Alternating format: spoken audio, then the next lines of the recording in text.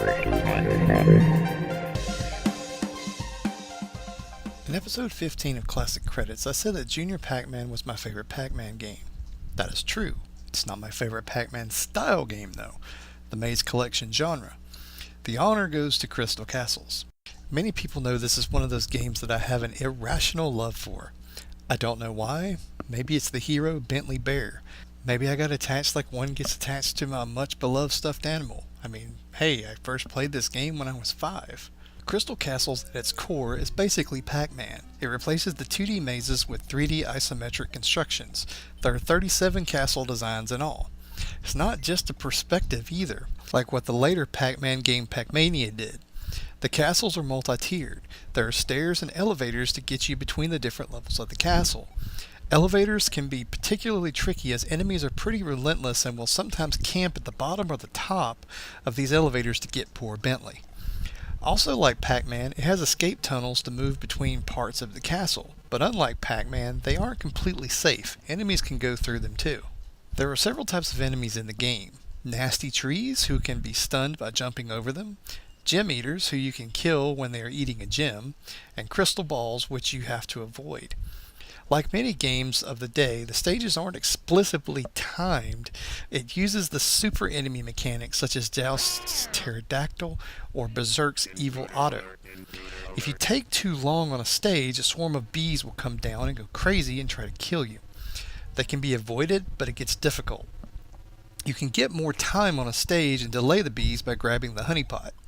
The final enemy is Berthilda the Witch. She can be defeated by grabbing the magic hat, which makes you invincible. It defeats her, but just makes you pass through all the other types of enemies.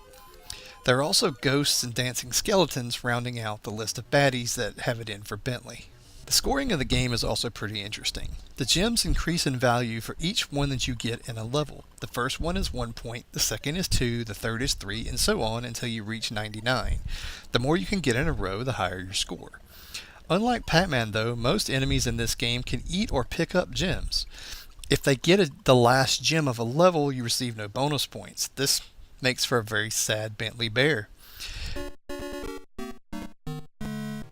If you get the last gem, you get the bonus points. Happy Bentley Bear. Catching the gem eaters, grabbing honeypots and magic hats, and defeating Berthilda make for some big bonus points. Crystal Castles has warp zones that let you skip to higher levels by making Bentley jump at a specific location. This is important as Crystal Castles is one of the first arcade games you can actually finish.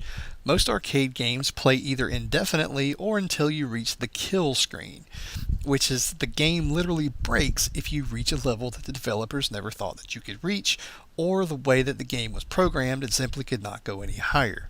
Some call kill screens finishing a game, but that's just a technical limitation. Crystal Castles was designed with an end in mind. One thing that really set this game apart in the arcades was that it played using the trackball. It just feels wrong playing it any other way. It's just one of those games like the Star Wars controller, Tron, Discs of Tron, Mad Planets, and Tempest using the spinner, or Centipede and Millipede's use of the trackball, that the arcade mechanism just feels like the only real way to play it. Crystal Castles also has to me one of the coolest looking arcade cabinets. Look at it. Isn't it lovely? Even if it does mess with your eyes a little bit. Crystal Castles had no sequels, but Bentley Bear has shown up again, even though it probably best that he hadn't. He was a playable racer in Atari carts for the Atari Jaguar system. The game was a Mario Kart knockoff. It wasn't bad, but it wasn't very good either. It just needed more development time and it could have been a decent game. There is also an unofficial sequel being developed in the homebrew community called Bentley Bear's Crystal Quest. It actually looks pretty good given the bounds of what the 7800 is capable of. One final note of the awesomeness of Bentley Bear, he speaks Cuberdese. Crystal Castles came in a stand-up version and a cocktail version. The game was not particularly rare, but there doesn't seem to be many of them floating around anymore. It is also a pretty sought-after game for collectors, demanding generally a higher premium than many other games of that era. Crystal Castles only had one home console port, the Atari 2600. Considering the limitations of the 2600, it's not that bad of a port, but it had to be simplified quite a bit. It was one of several games that were in development for the 5200, but it was never released due to that system dying. A pity, as it would have been awesome for the 5200's trackball controller. Crystal Castles did see a release on the 5200, though unofficially. There was a port of the Atari 8-bit version to the 5200 from the homebrew community. Crystal Castles did see a release for a variety of home computer systems, which most had pretty decent versions of the game. The Commodore 64 and the Atari 8-bit were generally considered the best ports. But you can't beat the arcade version. You can find the arcade game available on Atari Anniversary for PC, PlayStation, and Dreamcast, Atari 80 Classic Games in 1, and Atari Anthology for Windows, Xbox, and PS2, and Xbox 360 and Windows in their game room. If you want it to go, you can also get the Atari's Greatest Hits for Apple's iOS devices. Thanks for checking out Classic Credits. It is now in its new home on the Super Secret Bonus Level YouTube channel. All of the previous episodes have been migrated over to this channel as well.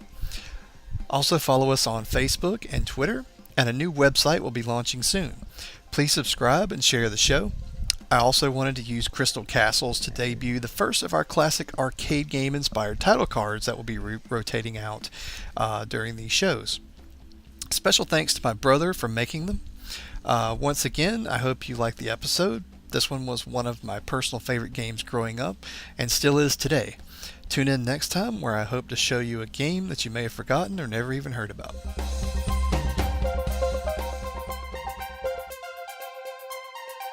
For 200.